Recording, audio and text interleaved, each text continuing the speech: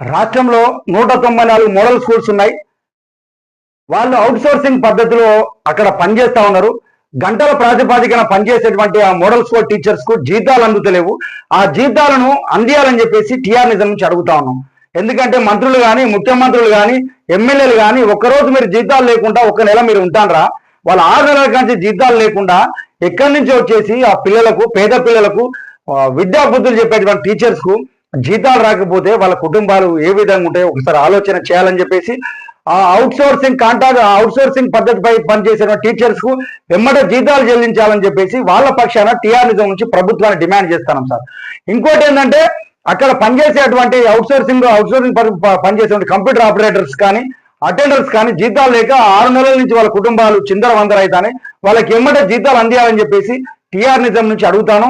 ప్రతిపక్షంలో ఉన్నటువంటి నాయకులారా, వాళ్ళ పక్షాన మీ వంతు పాత్ర ఉండాలని చెప్పేసి ఒకసారి గుర్తు చేస్తాను. ఏంటంటే మీరు తిట్టుకోవడం కాదు, వాళ్ళు బల్లెల్లోకి పోయి ఆ పిల్లలు చదువుకునే పిల్లలంతా ఈ దేశానికి కావాల్సినటువంటి ఆస్తి, ఈ రాష్ట్రానికి కావాల్సినటువంటి ఆస్తి, ఆ ఆస్తికి జ్ఞానాన్ని పంచేటువంటి అవుట్ సోర్సింగ్ పద్ధతిలో పనిచేసేటువంటి టీచర్స్ కి, ఈ మోడల్ స్కూల్లో పనిచేసేటువంటి టీచర్స్ కి జీతాలు ఇవ్వకపోవడం ఈ మధ్య మూర్ఖత్వంగా భావించాల్సిన అవసరం ఉంటుంది. కాబట్టి out sourcing model school out sourcing సిబ్బంది పక్షాన టీఆర్ నిజం నుంచి ప్రభుత్వాన్ని డిమాండ్ చేస్తాను సార్. వాళ్ళకి ఖచ్చితంగా జీతాలు ఇవ్వాలి, తొందరగా జీతాలు ఇవ్వాలి. 6 నెలల కంటే జీతాలు లేకుండా వాళ్ళు ఎట్లా పనిచేస్తారు సార్? వాళ్ళకు కూడా కడుపు ఉన్నది కదా, వాళ్ళు అన్నాలు తినాలి కదా, వాళ్ళ కుటుంబాలు ఉన్నాయి, వాళ్ళ కుటుంబాలను కూడా చూసుకోవాలి కదా. మరి ఏదో వాళ్ళకు ఏదో చిన్న ఉద్యోగం లాగా మీరు అవుట్ సోర్సింగ్ లాగా కల్పించారు. ఆ ఉద్యోగం చేసుకొని కుటుంబాన్ని సాదుకున్న సందర్భంలో 6 నెలలుగా జీతాలు ఇవ్వకపోతే వాళ్ళ పరిస్థితి ఏ విధంగా ఉంటుందో చూడండి. అంటే రోజు పనిచేసేటువంటి వ్యక్తి మళ్ళీ తెల్లారి పనికి పోకపోతే కుటుంబం గడవది.